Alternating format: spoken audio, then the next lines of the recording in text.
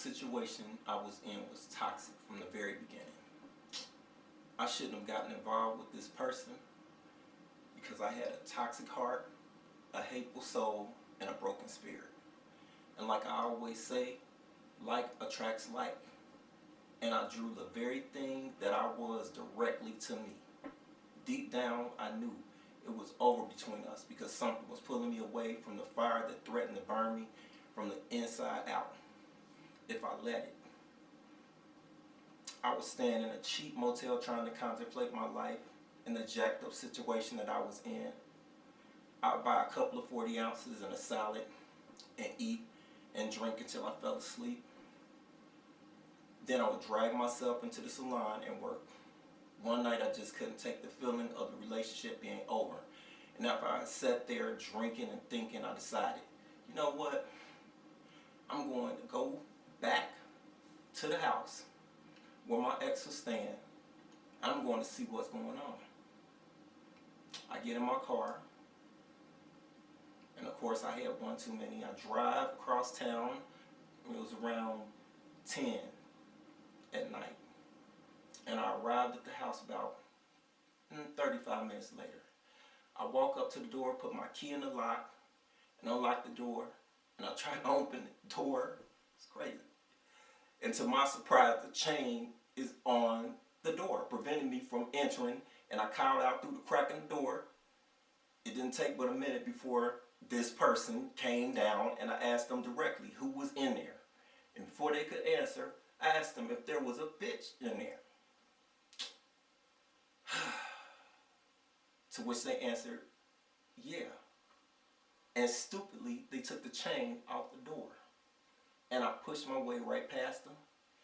As they tried to stop me from going up the stairs, it was a mess.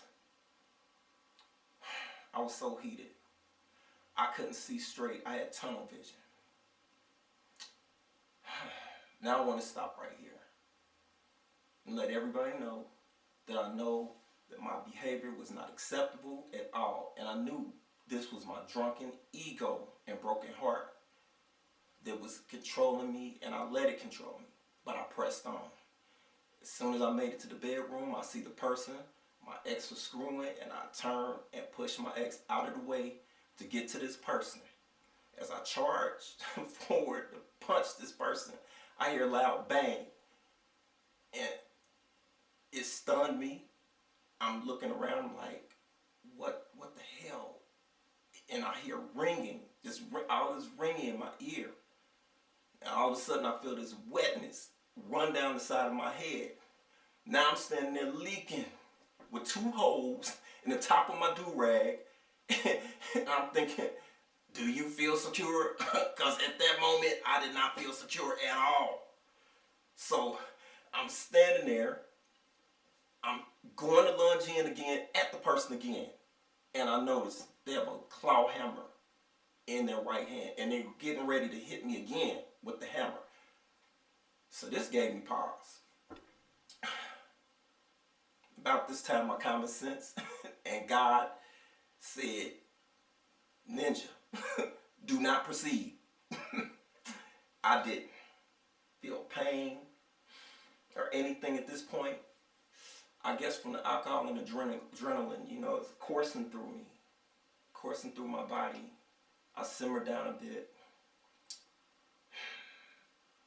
As the person looked at me, screaming, what is going on? Who is this? This person didn't know who I was. They had no clue as to who I was. I think, in all actuality, from my reasoning, which I probably didn't have a right to be there, but I had belongings there, and it still didn't give me the right to go. It still didn't give me a right to go. I just couldn't, I just had that feeling in my head. I had that feeling, I'm like, I'm going.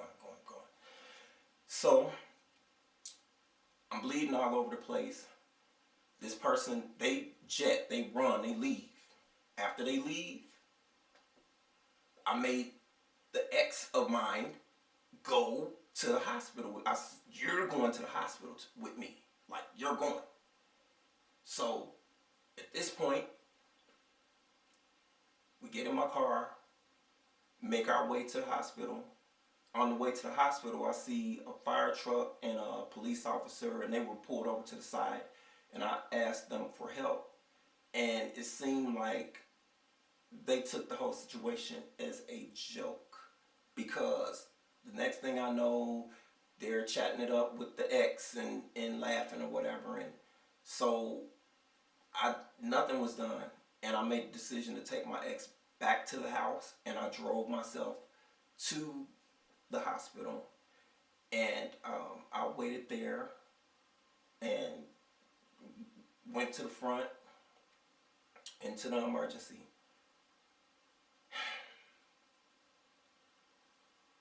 It's just coming back. And they immediately got me back to examine my head, and they looked at my scalp, and they were checking for just abrasions, just actually not abrasions, I'm sorry. They were checking for fractures. And I remember distinctly laying there, and this guy came, he was walking past the gurney. He was like, damn! So I knew it was bad. I knew it was not good. So I lay there.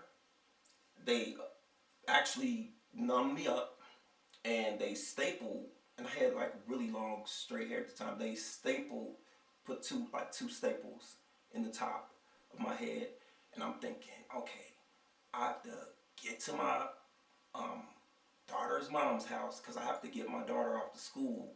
So that was my only thing, is trying to make it there in time. And of course I was running late, which threw my daughter's mom a little late for work. It was really a mess. I was at my lowest point, and this person just matched me where I was. They matched me. And I'm like, now in hindsight, how could I fault this person? You can't fault when this is who you actually are, because sometimes we'll look out and we don't realize, wait a minute, this person is matching who we are at that time. And I was actually vacationing to hell. I just kept turning the AC up thinking, oh, it'll get better, it'll get better. But guess what? It never did. It never got better until I looked within myself and I said, you know, you have to change, because you went in this with dirty hands to begin with, because I was in a relationship, quote unquote. It was strained. Then I started a concurrent relationship. So that's the thing that just, you know, was no excuse for my behavior at the time. And like they always say, God will tap you on the shoulder. He'll tap you, and then he'll just bust you in the head real hard if you don't pay attention. And that was really that one of the wake up calls, because actually he gave me several wake up calls, several, and that got my attention just a little bit. But my ego, that ego, I had to get rid of the ego, and I had to really dig deep. I had to forgive myself. I had to forgive myself for putting myself in that situation, because my mother did not raise me to be a cheater, a liar, or a deceiver. I would let her come clean to my mother, and just and own everything that I had done, which was just it was really an emotional situation, and I had to learn to love myself unconditionally, and that meant accepting my faults and then changing them, and not continuing on with that behavior, because it causes a lot. It caused me a lot of anxiety. I don't know how other people cheat and they don't feel anything. But me, it just caused a lot of anxiety, and I had to try to grow spiritually. That was always one of my quests, to grow. It just having integrity, and that was always important.